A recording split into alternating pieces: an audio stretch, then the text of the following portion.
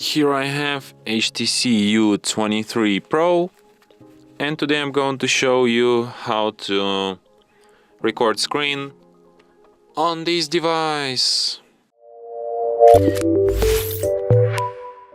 So to do this, firstly you have to go to the upper bar, and here you can find the button Screen Recorder. By holding a finger on it, nothing happens. So when you tap on it once, you can set up audio here. You can select recording device audio, microphone, or both. You can also show touches on the screen. So when you're ready to record, you just tap start, and after this countdown, recording starts. So now it's on, we're recording, we're live. So when you're done recording, you just go to the upper bar like this and tap stop.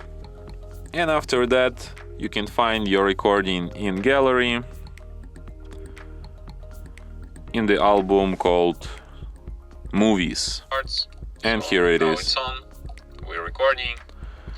And from here you can share, edit, delete your recording, or perform other actions from this list. So when you're done recording, you just go to the upper bar like. And that's it.